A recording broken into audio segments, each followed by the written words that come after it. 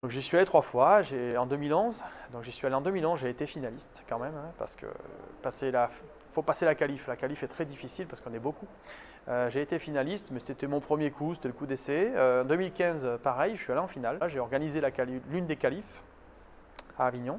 Donc je suis passé un petit peu de l'autre côté, j'ai vu les candidats arriver, ça m'a permis aussi, j'ai fait un travail sur moi aussi, hein, ça m'a permis de me dire, punaise, oui, là, faut pas se monter la pression parce que, voilà, faut être organisé parce que sinon, voilà, bon, ça m'a permis de remettre beaucoup en question. Je suis passé aussi du côté jury, j'ai vu un petit peu le jury, comment ça se passait, même si j'ai déjà fait beaucoup de jury, le jury du concours des meilleurs ouvriers de France, voilà, c'est le Graal, c'est le plus beau des concours, donc il faut que ce soit hyper carré.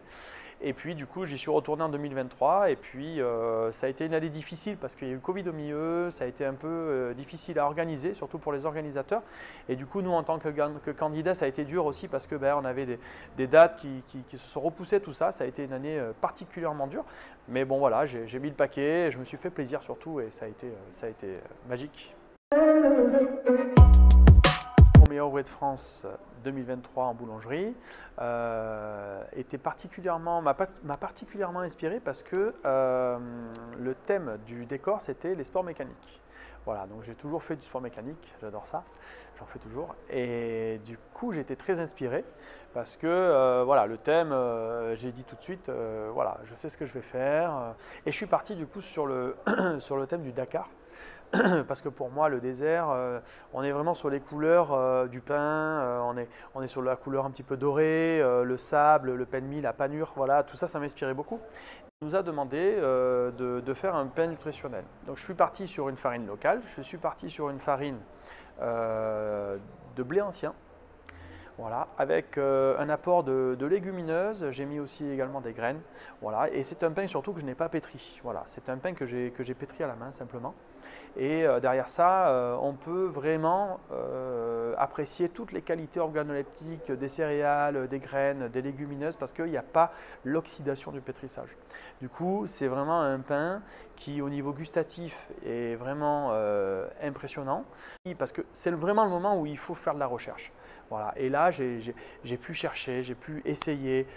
J'ai appelé également des boulangers qui sont engagés, des boulangers qui font de la qualité, voilà, pour m'aider, pour me conseiller. Et j'ai développé vraiment des pains très gustatifs. Donc ce pain-là, le pain nutritionnel que j'ai fait, était à base d'une farine de blé ancien.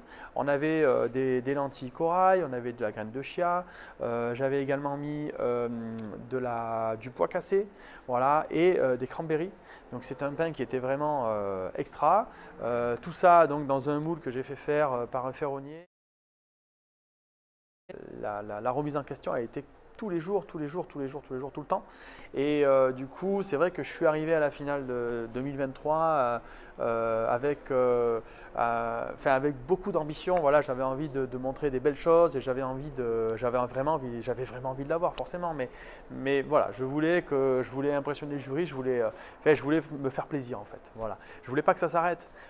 J'ai fait 9 semaines d'entraînement intense. Voilà, je me suis entraîné de 5h à minuit tous les jours, 7 sur 7 pendant 9 semaines. Mais je voulais pas que ça s'arrête. Voilà, tous les jours, je me levais et je me disais, punaise, je vais me faire plaisir, quoi. Et ça, je voulais le vivre dans ma vie et je l'ai vécu. Voilà, c'est vraiment arriver à associer et sa profession et sa passion, on ne peut pas faire mieux.